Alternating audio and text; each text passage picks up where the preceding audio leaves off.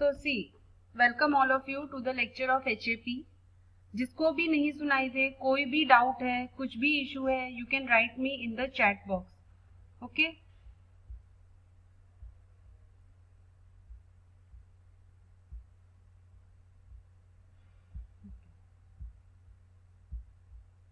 So now we will start the lecture. See, बहुत सारे students हैं जिनके लिए ये फर्स्ट लेक्चर है. So I'll be starting from the beginning क्योंकि जो लास्ट लेक्चर मैंने लिया था उसमें there was some issue in the video आपको दिखाई नहीं दे रहा था. So I'll be starting from beginning.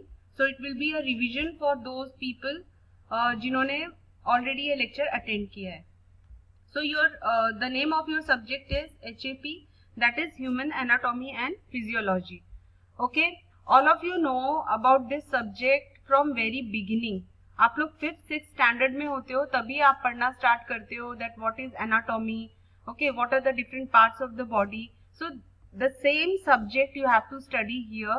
You have to study all the organ systems in detail.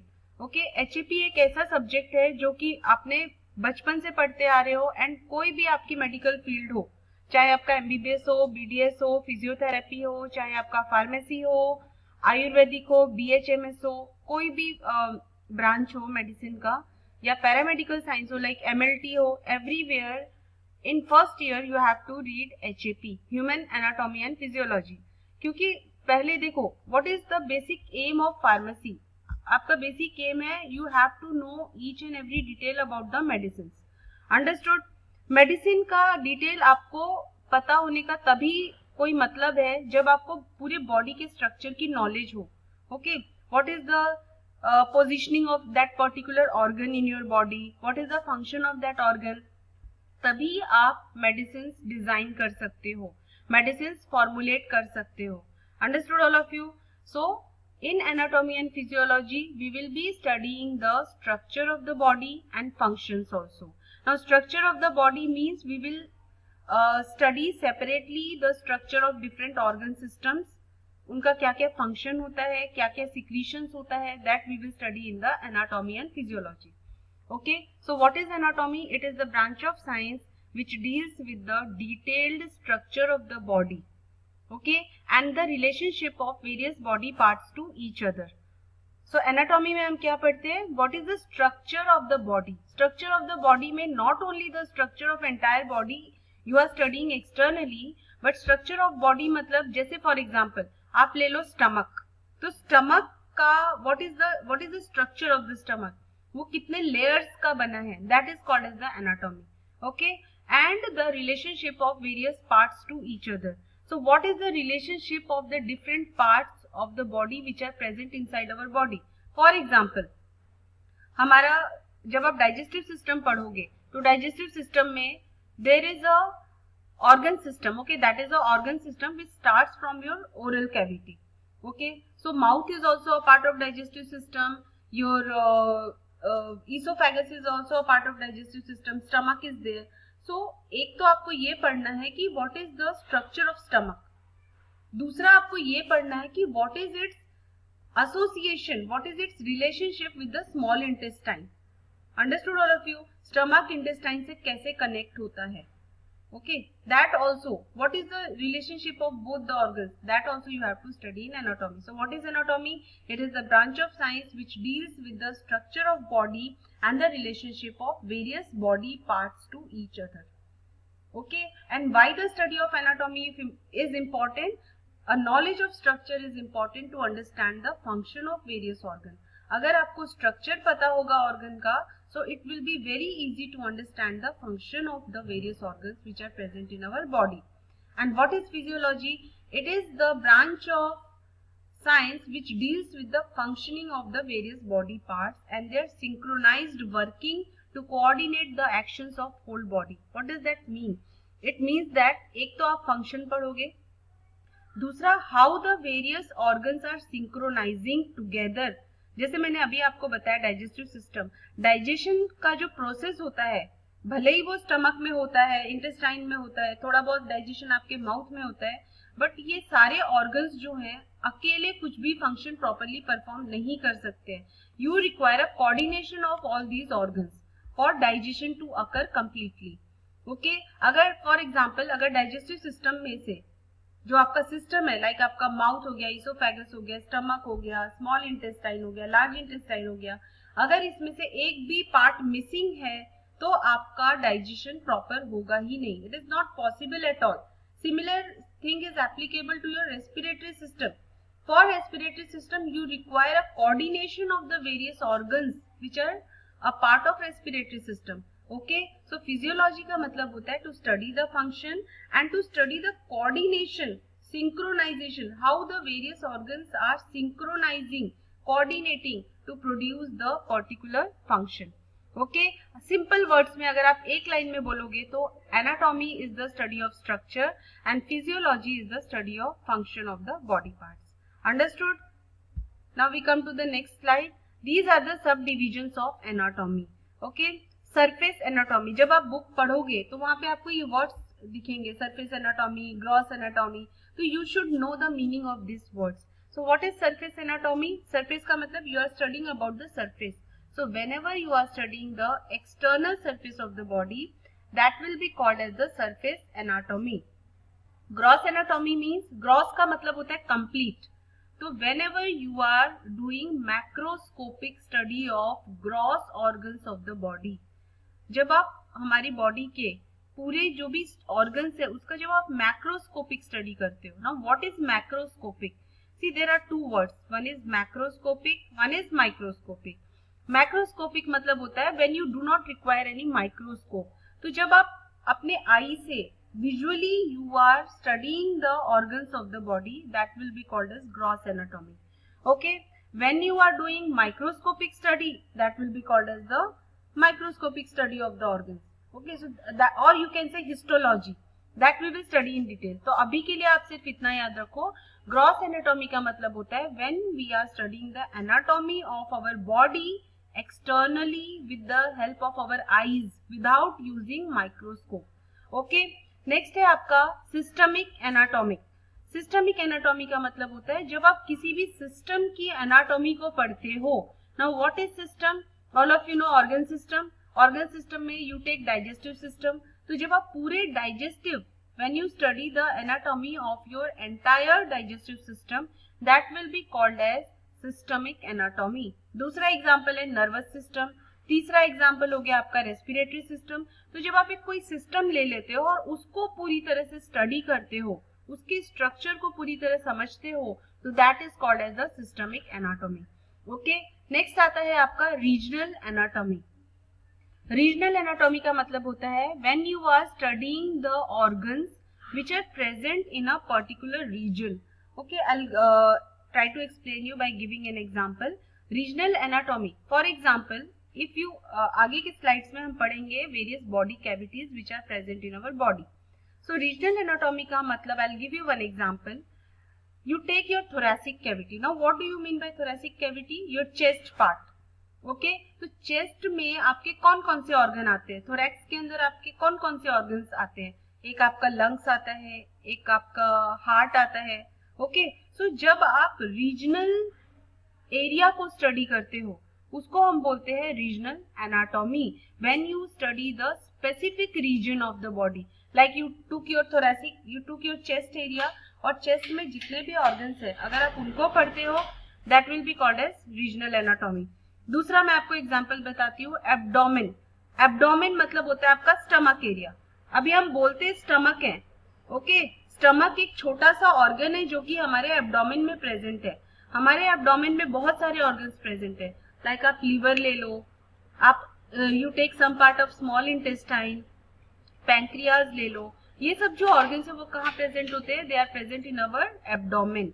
Okay, तो जब आप एब्डोमेन लेके और एब्डोमेन के जितने भी ऑर्गन है उनकी स्टडी करते हो तो उसको हम बोलेंगे रीजनल एनाटॉमी। ओके, एक आपको सिंपल एग्जांपल देती हूँ, रीजन का मतलब क्या होता है। जैसे कोई महाराष्ट्र से आता है तो, और कोई यूपी से आता है, कोई कहीं और से आता है, तो जब आप महाराष्ट्र के एरिया के अंदर की स्टडी करते हो तो वो हो गया महाराष्ट्र रीजन की स्टडी आप कर रहे हो, that is the meaning of region. उसी तरह हमारी बॉडी जो होती है इसमें एक एब्डोमिनल रीजन होता है, एक होता है आपका thoracic region. Understood? I think you have understood this point. Next है आपका डेवलपमेंटल एनाटॉमी। डेवलपमेंटल एनाटॉमी मतलब होता है when you study the structural features during the development of fertilized egg to adult form. Development anatomy का मतलब होता है when the fetus is there. Okay, so all of you know there is one ovum, there is one sperm, fertilization takes place, और जब वो fertilized egg जो होता है वो डेवलप होता है ह्यूमन बीइंग में, तो वो जो स्टडी होती है, the study of development of a fertilized egg into a adult form will is called as the developmental anatomy. Okay, next is your cytology. Cytology नाम से ही पता चल रहा है, साइटो मतलब होता है cell. So whenever you are doing the study of structure of the cell and the cell organelles, it is called as the cytology. Now one thing is there, आप सबको पता है सेल को हम we cannot see a cell by our eyes, okay? इसलिए हमने यहाँ पे लिखा है that the microscopic study of structure of cell and the cell organelles is called as the cytology. ये सारे डेफिनेशंस आपको एग्जाम में 2-2 मार्क्स में पूछे जाते हैं. Okay, next is your histology. Histology मतलब होता है study, microscopic study of various tissues. Okay, then embryology. Embryology is the study of initial 8 weeks of developmental study of the structure of fertilized egg. Okay, now यहाँ पे मैंने आपको 5th number पे जो point बताया that was development anatomy, and 8th पे मैंने आपको बताया एम्ब्रियोलॉजी. तो दोनों स्टडीज हम कहाँ पे करते हैं, we do it on a fertilized egg. Okay, but दोनों में डिफरेंस क्या है? Developmental anatomy you are studying the structure of a fertilized egg till the adult form. Okay, जब वो फर्टिलाइज्ड एग एडल्ट बनता नहीं है तब तक क्या क्या चेंजेस हो रहे हैं, when you are studying that is called as the developmental anatomy. Embryology का मतलब होता है जब फर्टिलाइज्ड एग होता है वो when you are studying the initial 8 weeks of developmental study. Okay, development में क्या करते हो आप, फर्टिलाइज्ड एग से ह्यूमन बीइंग जब तक बनता है तब तक की पूरी स्टडी आप करते हो. एंड इन एम्ब्रियोलॉजी आप क्या स्टडी करते हो, you are studying the initial 8 weeks of development of the fertilized egg. Understood all of you? So that is the difference between development anatomy and embryology. I think you have understood what are the various subdivisions of anatomy. Now we come to the subdivisions of physiology. Okay, तो physiology का मतलब आप सबको पता है study of function. Now पहला आप पढ़ोगे cell physiology, cell का क्या क्या function होता है. System physiology, study of function of different organ system. देखो नाम से ही आपको समझ में आ जाएगा. Cell physiology means cell मतलब cell, physiology means function. So whenever you are studying function of cell and its organelles, that is called as the cell physiology. What is system physiology? Whenever you are studying the functioning of any organ system, that is called as the system physiology. Okay, what do you mean by cardiovascular physiology? The study of functioning of heart and its blood vessels. Heart and blood vessels is called as cardiovascular physiology. ये नाम से ही पता चलेगा, cardio मतलब heart हो गया, vascular means vessels हो गया. Renal physiology, whenever you are studying the function of kidneys, that is called as the renal physiology. Neurophysiology, whenever you are studying the functional or functions of your nervous system, that will be called as the neurophysiology.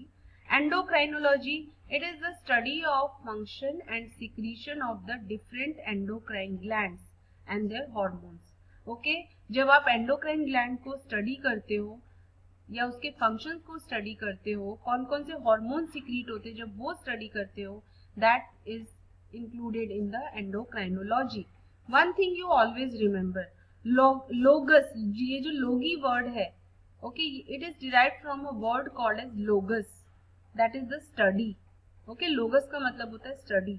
So whenever you, जब भी लोगी word आएगा या लोजी भी बोल सकते हैं सब, that is the study of function. Okay, sorry, logos मतलब होता है that is the study. Okay, so the study of, देखो अभी अब वर्ड देखो, for example you take this renal physiology. इसका क्या मतलब हुआ, रीनल मतलब kidney, physio means function, logos means study. तो the study of kidney function is called as the renal physiology. So like this you have to remember the things. रटना नहीं है आपको, यस, याद करना तो जरूरी है, बट यस आप चीजों को समझ के याद करो. नेक्स्ट है आपका reproductive physiology. It is the same thing when you are studying the function of various reproductive organ. Respiratory physiology when you are studying the function of respiratory system. Immunology when you are studying the function of your immune system. What is immune system? That is the defense system of our body. Then pathophysiology. Patho मतलब होता है, देखो it is actually ये जो subject होता है, okay, pathophysiology is a separate subject which you can study in B pharm, okay. और second year में जब आप जाओगे डिप्लोमा में, तो फार्माकोलॉजी एक सब्जेक्ट है, वहां पे आप पैथोफिजियोलॉजी के बारे में you will have a detailed idea. As of now I tell you, see जो भी डिजीज होती है या कभी भी आपको चोट लगती है, तो उस टाइम पे हमारी बॉडी में क्या क्या चेंजेस होते हैं, ओके. या तो आप ये बोल सकते हो, या फिर in other words you can say that कौन कौन से चेंजेस होते हैं हमारी बॉडी में जिसकी वजह से हम बीमार पड़ते हैं, या whatever things that happen to us. So you can tell it that in either ways. So what is pathophysiology? It is the branch of medical science which deals with the study of changes which take place during injury and disease. I'll give you one example. Suppose आप कहीं पे गिर गए और आपको चोट लग गई. आपने देखा होगा पहले वो जो चोट होती है वहां से ब्लीडिंग होती है, धीरे धीरे वो ब्लीडिंग रुक जाती है. थोड़े एक दिन के बाद आप देखोगे कि वहां पे एक हल्का पिंक कलर का कवर आ जाता है, एक येलोइश कवर टाइप आता है, देन लास्ट में एक ब्राउन कलर का थिक लेयर डिपॉजिट होता है, और धीरे धीरे वो थिक लेयर हट जाता है और आपकी स्किन वापस से नॉर्मलाइज हो जाती है. So these are the various changes which takes place in the body whenever there is any kind of injury. तो ये जो चेंजेस हो रहे हैं आपकी बॉडी में, that is called as pathophysiology. उनकी जो स्टडी आप करते हो, that is called as pathophysiology. Second example मैं आपको दूंगी. जैसे for example, okay, you take some cardiovascular disease like chest pain. आप सबको पता है हार्ट अटैक होता है. हार्ट अटैक होने से पहले ज्यादातर केसेस में 99% cases there is a chest pain which is called as angina pectoris, okay. तो चेस्ट पेन जो होता है वो एक बैक नहीं होता है. Are you getting? It is a manifestation of the heart, it is a complain of the heart, okay. तो सबसे पहले मैं आपको एग्जाम्पल देती हूँ. आप बहुत ज्यादा जंक फूड खाते हो, पिज्जा बर्गर ये सब खाते हो, बहुत फैटी फूड खाते हो, कोलेस्ट्रॉल लेते हो, कोल्ड ड्रिंक वगैरह पीते हो. अभी आप यंग हो इसलिए आपको कुछ नहीं होगा. धीरे धीरे जब आपकी एज बढ़ती है और बॉडी में जब आप कोलेस्ट्रॉल ज्यादा लेते हो, तो दैट कोलेस्ट्रॉल आप सबने एड में देखा होगा, टीवी में देखा होगा, बैड कोलेस्ट्रॉल होता है, गुड कोलेस्ट्रॉल होता है. धीरे धीरे वो जो बैड कोलेस्ट्रॉल होता है ना, वो ब्लड वेसल में डिपॉजिट होने लगता है, और डिपॉजिट होते होते एक टाइम ऐसा आता है कि वो इतना ज्यादा, वो जो ब्लड वेसल है वो इतनी नैरो हो जाती है. What is the function of coronary blood vessel? To supply oxygen to the heart. अगर उस कोरोनरी ब्लड वेसल में कोलेस्ट्रॉल डिपॉजिट हो जाएगा, तो उसका जो ल्यूमेन है, उसकी जो स्पेस है वो कम हो जाएगी, और पहले जितना ऑक्सीजन पहुंचता था हार्ट को अभी नहीं पहुंचेगा due to deposition of cholesterol. Are you getting? और आप सबको पता है हार्ट जो होता है वो सबसे ज्यादा लेबोरियस ऑर्गन है हमारी बॉडी का.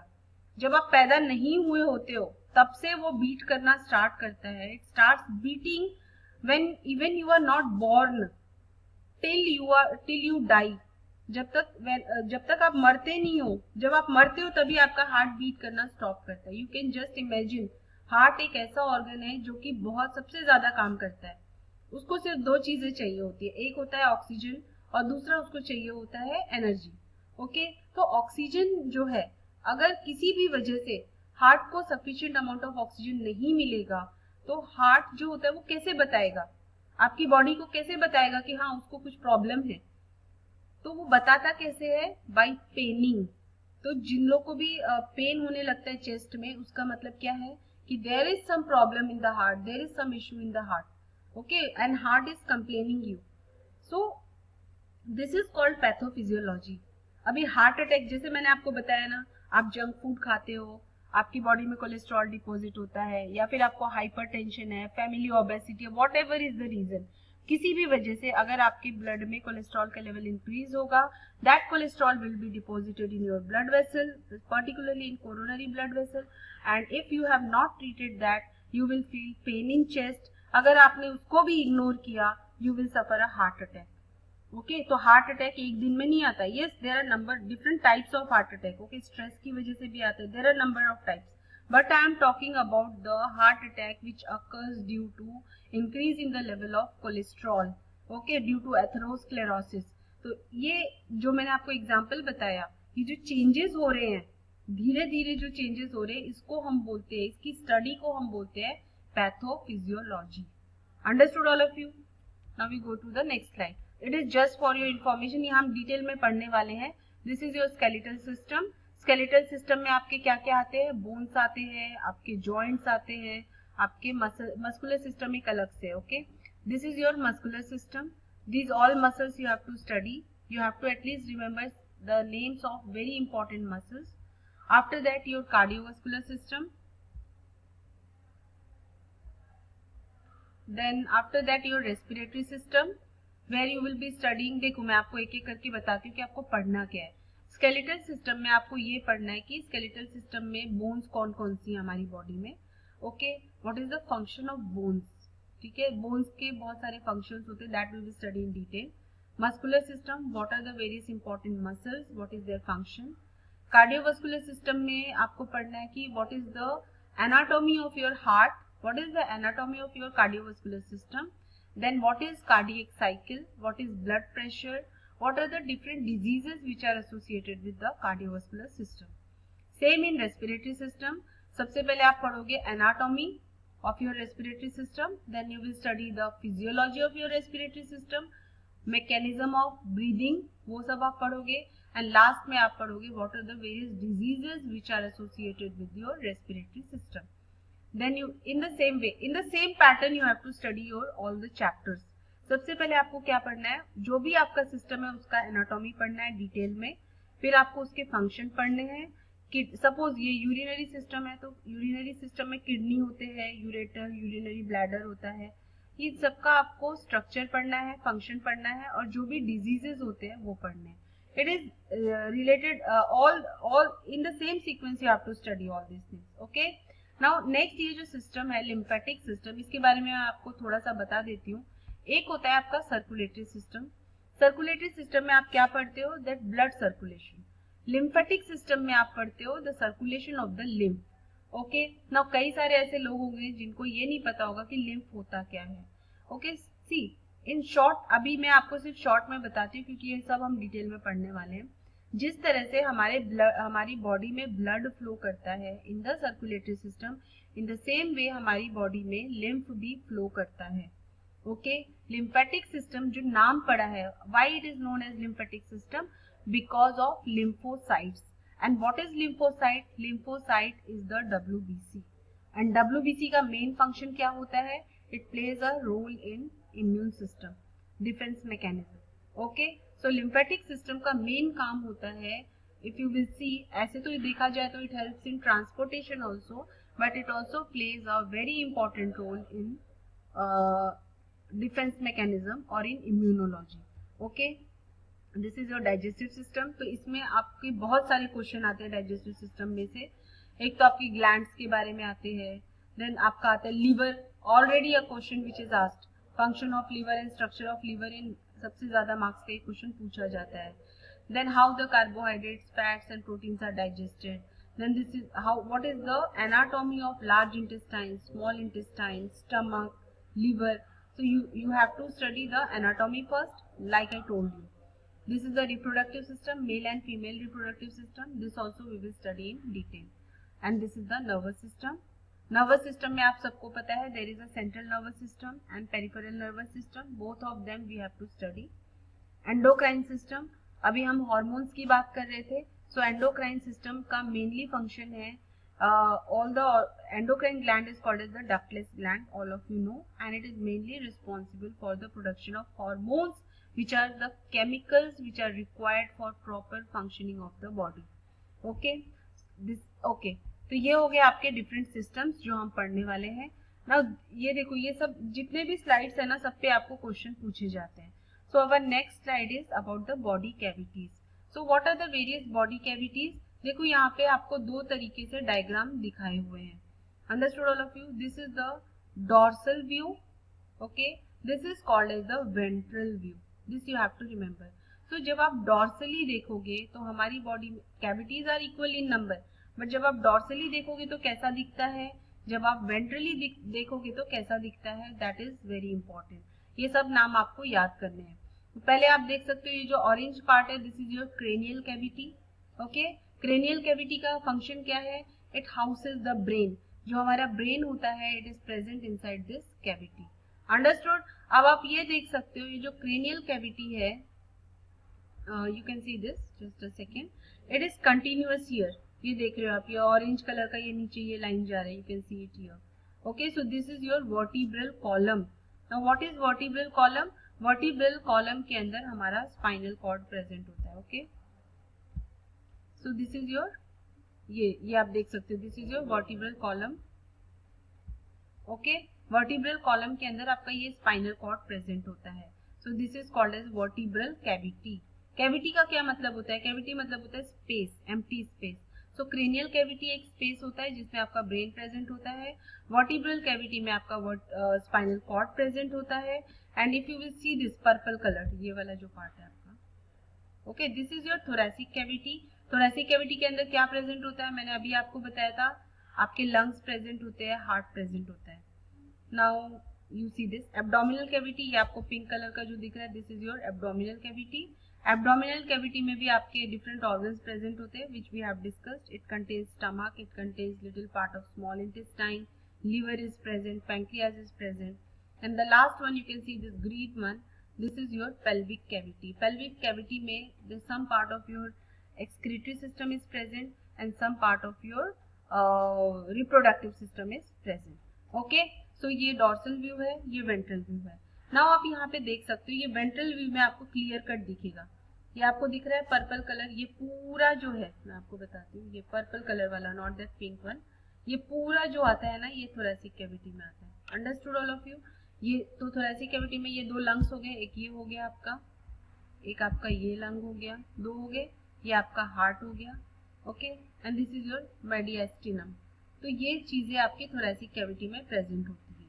ओके, नाउ सी दिस, यहाँ पे कुछ वर्ड्स लिखे हुए हैं. Pleural cavity, see this, this is pleural cavity, pericardial cavity. Now what is pleural cavity, what is pericardial cavity? Try to understand it. देखो ये जो पूरी कैविटी है जो मैंने ये रेड कलर से मार्क किया है, ये आपकी हो गई थोरैसिक कैविटी. थोरैसिक कैविटी में लंग, देखो लंग भी प्रेजेंट है, हार्ट भी प्रेजेंट है, बट आप एक ये चीज देख सकते हो यहाँ पे, लंग हार्ट को टच नहीं कर रहा है. Okay, you can see some space is there in between the lung and the heart, you can see it here. Okay, heart अपनी प्रॉपर पोजीशन पे है, लंग्स अपने प्रॉपर पोजीशन पे है, एंड वो पूरी लाइफ लॉन्ग अपने प्रॉपर पोजीशन पे ही होते हैं. Okay, because they have a specific cavity, वो उनकी एक अलग सी जगह होती है. सबसे बाहर हो गया आपका थोरैसिक कैविटी. थोरैसिक कैविटी में भी दो टाइप की कैविटी होती है. एक को हम बोलते हैं pleural cavity. Pleural cavity is the cavity in which the lungs are present. Pericardial, नाम से ही पता चल रहा है, कार्डियल मतलब क्या होता है, हार्ट होता है. तो pericardial cavity is the cavity in which your heart is present. See this, तो पेरिकार्डियल कैविटी कौन सी हो गई आपकी, ये जो ग्रीन कलर है ना इसके बाजू, ये this space around the heart, this is called as the pericardial cavity. And the space around the lungs in which the lung is present is called as the pleural cavity. ये आपको दिख रही है इसलिए मैं बता रही हूँ. Otherwise what is pericardial cavity? The cavity in which the heart is present. What is pleural cavity? The cavity in which your lungs are present. Okay, now we go to the next slide. See this cranial cavity, it contains bone. Okay, the boundary is formed by skull, bones, it contains the brain which I told you. thoracic cavity में, pleural cavity में lungs present होते हैं, and pericardial cavity में आपका heart present होता है. Okay, apart from that trachea, bronchi, esophagus, aorta, superior and inferior vena cava are also present in the thoracic cavity. What is trachea? It is the windpipe. Bronchi, trachea आगे जाके bronchi बन जाती है. Okay, so bronchi, bronchioles, esophagus जो आपकी food pipe होती है, ये सारी चीजें आपके thoracic area में located होती है.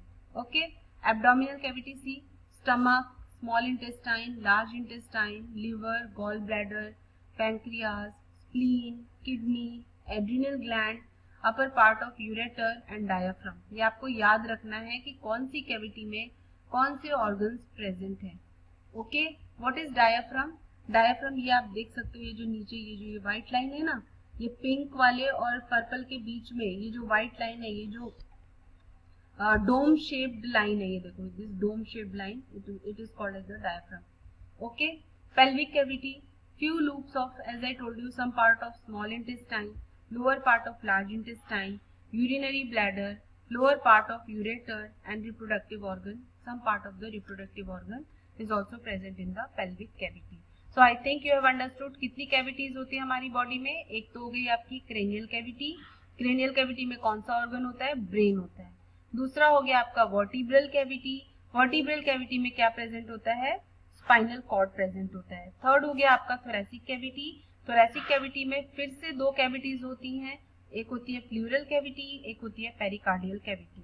ओके, प्लूरल कैविटी में which organ is present? Lungs are present, and pericardial cavity में your heart is present. Apart from that abdominal cavity is there, abdominal cavity में आपका स्टमक प्रेजेंट होता है, your liver is present, spleen is present, pancreas are present. Okay, pelvic cavity में some part of your excretory system and your some part of your large intestine, lower part of your large intestine, small intestine, reproductive organ, they are present in the pelvic cavity. तो कितनी cavities हो गई अपनी? एक orange वाली 1। Basically किसी book में आपको दिखेगा that there are 4 cavities and in some books it will be mentioned as 5 cavities। 5 cavity यानी एक ही इन्होंने वर्टिब्रल कैविटी को भी एक कंसिडर किया हुआ है। So I think you have understood what are the different body cavities which are present in our body.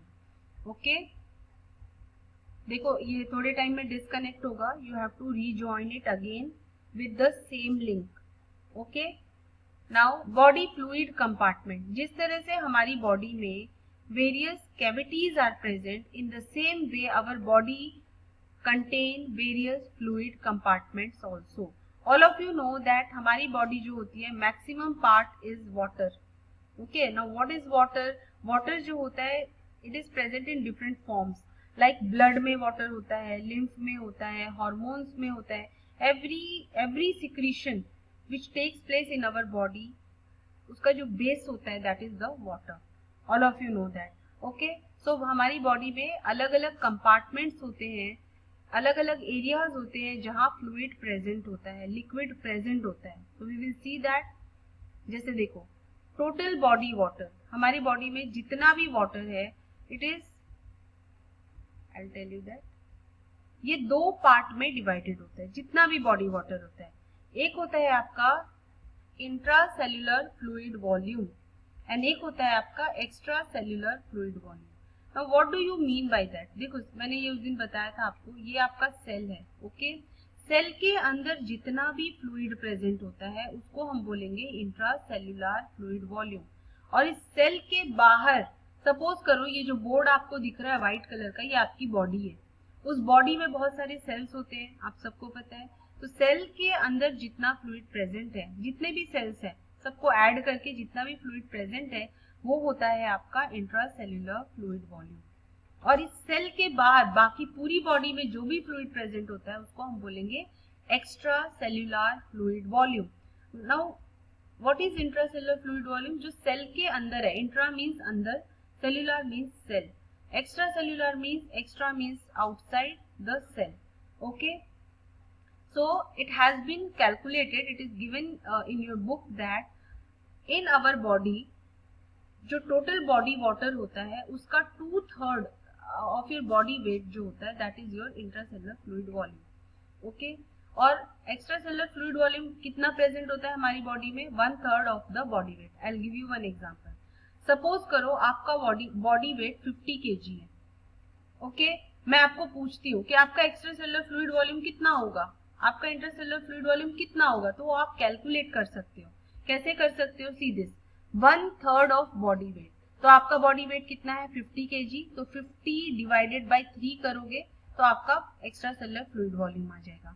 Intracellular fluid volume कैसे निकालोगे? आपका बॉडी वेट 50 है, 50 इंटू 2/3 यानी 50 मल्टीप्लाई बाय 2 डिवाइडेड बाय 3 यानी 100 डिवाइडेड बाय 3। तो जितना भी वैल्यू आएगा that will be the intracellular fluid volume. तो ये आप कैलकुलेट कर सकते हो। और आपके बॉडी में कितना वाटर होता है, टोटल बॉडी वाटर, वो कैसे निकालोगे आप? वो हम 0.6 multiply by body weight, 0.6 multiply by, मैंने अभी आपको बोला 50, ओके। तो 0.6 मल्टीप्लाई बाई 50 करोगे तो कितना हुआ? 30, ओके। तो 30 लीटर आपकी बॉडी में टोटल बॉडी वाटर प्रेजेंट है। ये जो स्टार है एक्सट्रेस मास के मार्क है, इसका मतलब है मल्टीप्लाई।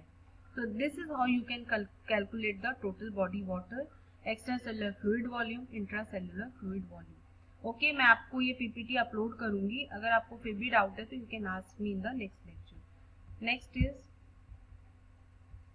ये जो एक्स्ट्रा सेलुलर फ्लूइड वॉल्यूम है, it is further divided into 3 compartments, interstitial fluid, plasma and trans cellular fluid.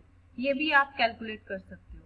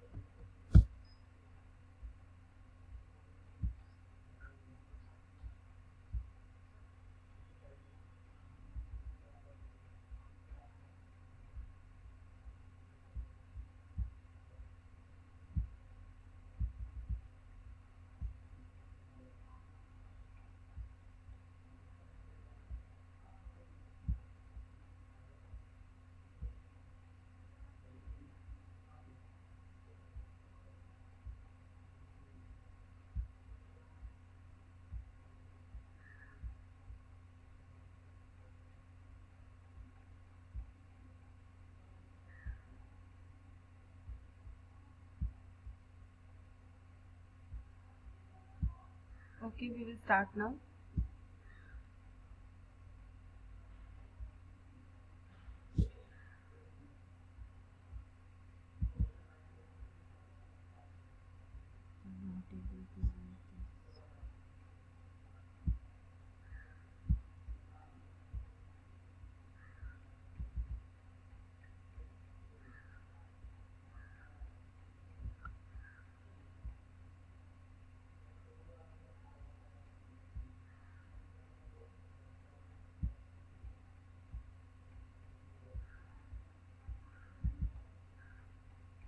Okay, I hope you can see it.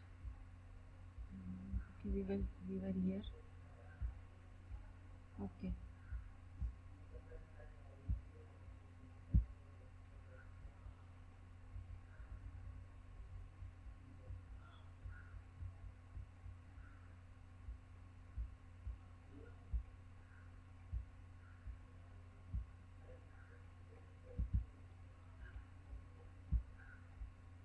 Okay.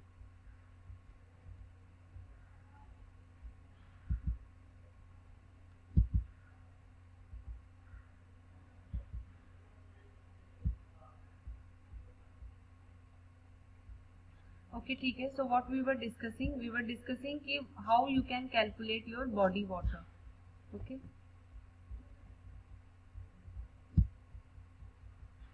So we were studying this. So total body water आप कैसे calculate कर सकते हो? जो भी आपका body weight है, see this it is mentioned here 0.6 multiplied by your body weight. आपका बॉडी वेट 50 है, मल्टीप्लाई बाय 0.6 करो, आपका टोटल बॉडी वाटर आ जाएगा. जितना भी आपका बॉडी वेट है, किसी का 60 है, 70 है, 65 है, 0.6 से मल्टीप्लाई करो, वो आपका टोटल बॉडी वाटर आ जाएगा. Extra cellular fluid volume 1/3 of body weight. मैंने आपको पहले ही बताया, जो भी आपका बॉडी वेट है उसको 3 से डिवाइड कर दो. इंट्रासेलुलर फ्लूइड वॉल्यूम कैसे निकालोगे आप? जो भी आपका बॉडी वेट है multiply by 2 then divide by 3. And उसके बाद मैंने आपको ये बताया था that extra cellular fluid volume is further present in 3 other compartments. One is called as interstitial fluid, second is your plasma and third is your transcellular fluid. Okay, so one is your interstitial fluid, second is your plasma and third is your transcellular fluid. ये कितना present होता है हमारी body में? Now first you should know that what is the meaning of transcellular fluid, what is plasma. Plasma आप सबको पता है that plasma is a part of blood itself. तो आपकी प्लाज्मा में कितना फ्लूइड होता है? 1/4 ऑफ ECF. ये आप कैसे कैलकुलेट, ये तीनों आप कैसे कैलकुलेट करोगे? यहाँ पे फॉर्मूला लिखा हुआ है. जो भी आपका एक्स्ट्रा सेल्युलर फ्लूइड वॉल्यूम आएगा, सपोज आपका बॉडी वेट 50 kg है, डिवाइड बाय 3 करो, या सपोज करो 60 kg है, 60 डिवाइडेड बाय 3 करोगे तो 20 आएगा, 20 लीटर. इट मीन्स आपका जो एक्स्ट्रा सेल्युलर फ्लूइड वॉल्यूम है कितना है? 20 लीटर. अब इस 20 लीटर में से इंटरस्टिशियल फ्लूइड कितना है, कैसे निकालोगे? आपका ये 20 आया ना, तो 20 मल्टीप्लाई बाय 3/4. ओके, तो ये जो आप एक्स्ट्रा सेलुलर फ्लूइड वॉल्यूम निकालते हो, इंटरसेलुलर फ्लूइड वॉल्यूम निकालते हो, इसके लिए आपको बॉडी वेट की जरूरत पड़ती है. और जब आप interstitial fluid, plasma and transcellular fluid calculate, ये तो इसका कुछ है नहीं, इट इज 0.5 लीटर. प्लाज्मा कितना होता है? 1/4 ऑफ ECF. ECF जो आपने यहाँ पे निकाला एक्स्ट्रा सेलुलर फ्लूइड वॉल्यूम, उसको 4 से डिवाइड करो, आपका प्लाज्मा में जो भी फ्लूइड है that quantity will come. So I think you have understood this. Now we go to next slide. See, this is very important. ये आपका शायद ही आज कवर होगा. In the next lecture we will do it completely. As of now मैंने ये explain किया था already. Homeostasis means what? Okay, all of you know that our body is stable. Okay, हमारी बॉडी जो होती है वो स्टेबल कंडीशन मेंटेन करके रखती है.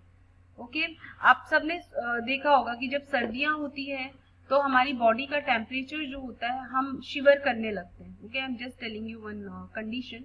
जब सर्दियां बहुत ज्यादा होती है तो हमें शिवरिंग, हम कांपने लगते हैं, हमारे दांत बजने लगते हैं. ओके, क्यों होता है ऐसा? क्योंकि जब आप शिवर करते हो तो आपकी बॉडी में हीट प्रोड्यूस होती है, और that heat which is produce, it help to combat the cold environment. Okay, in the same way जब गर्मियां बहुत होती है तो हमारी बॉडी में क्या चेंजेस होते हैं? We start sweating. स्वेटिंग बहुत ज्यादा होती है. तो स्वेटिंग से क्या होता है? जितना भी हमारे स्वेट के थ्रू जो बॉडी, जैसे ही स्वेट हमारे बॉडी के बाहर आता है थ्रू द स्किन, और वो स्वेट जब इवापोरेट होता है तो हमें थोड़ा बहुत कूल फील होता है. Are you getting? सो इस तरीके से हमारी body according to the environment it keeps on changing the various mechanisms so that we can survive. Understood all of you? So first we will see what is written here. Homeostasis is the ability of our body to maintain a relatively stable internal state.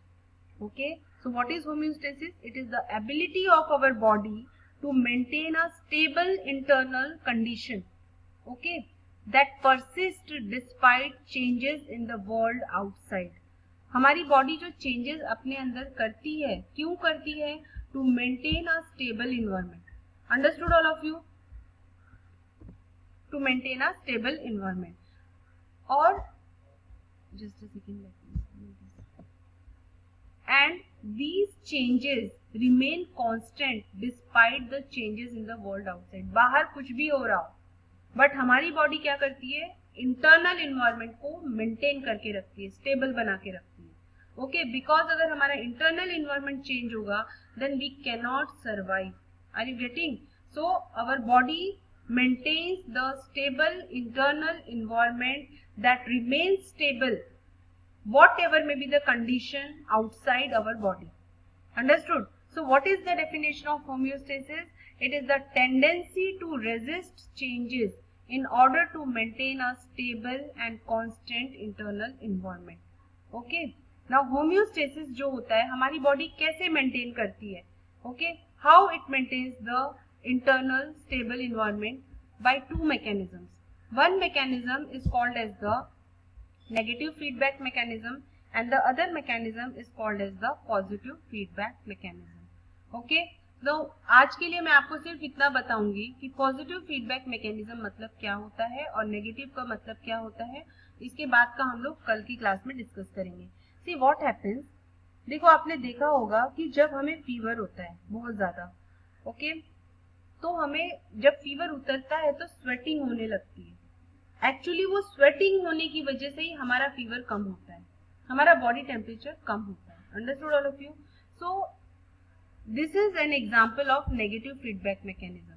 Understood? तो negative feedback mechanism में कैसा होता है, just tell you in very simple word. अगर हमारे body में किसी भी चीज का लेवल बढ़ता है, सपोज करो कोई भी लेवल बढ़ गया, जैसे हार्मोन का लेवल बढ़ गया, तो हमारी बॉडी उस हार्मोन के लेवल को कम करती है. या फिर अगर सपोज करो किसी हार्मोन का लेवल कम हो गया हमारी बॉडी में, तो हमारी बॉडी उस हार्मोन के लेवल को इंक्रीज करती है. So this is called as negative feedback mechanism in very simple words. समझ में आया? जब हमारी बॉडी अपोजिट काम करती है और जो भी चीज की कमी है या ज्यादा है उसको वापस ओरिजिनल स्टेट तक लेके आती है. I will tell you once again, if there is increase in some hormonal level in our body, what our body does, it brings it back to the normal. Okay, it decreases the secretion of that hormone so that it will come back to the normal level. Okay.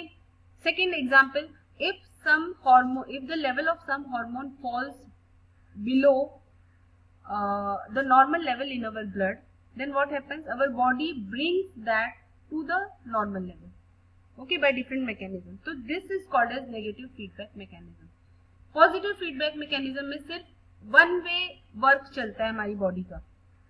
जब तक वो काम पूरा नहीं हो जाता कोई भी काम, तब तक हमारी बॉडी वो करती ही रहती है. That is called as positive feedback mechanism in simple words. Okay, इसका एग्जाम्पल मैं आपको कल समझाऊंगी in detail. So what is negative feedback mechanism? It acts in opposite way. अगर हमारी बॉडी में किसी भी चीज का लेवल इंक्रीज हुआ, हमारी बॉडी उसको कम करती है. अगर किसी भी चीज का लेवल कम हुआ तो हमारी बॉडी उसको इंक्रीज करती है. By different mechanism, different organs are involve in that. In simple words, positive feedback mechanism means अगर सपोज करो हमारी बॉडी को एक काम करना है. I will give you example like child birth and secretion of milk. हमारी बॉडी जब तक स्टिमुलस आता रहेगा तब तक वो उस वर्क को परफॉर्म करती रहेगी जब तक कि वो काम पूरी तरह कंप्लीट नहीं हो जाता. This is called as positive feedback mechanism. Okay, मैं आपको कल डिटेल में एग्जांपल समझाऊंगी तो आपको और भी अच्छे से ये समझ में आएगा that what is homeostasis. It is a very important topic, okay, for your exam point of view also. Okay, so thank you so much for your patient hearing. I am ending the meeting now क्योंकि आपका भी practical भी होगा. Okay, so thank you so much for your patient hearing. I'll be sending you the Google form. Give the attendance.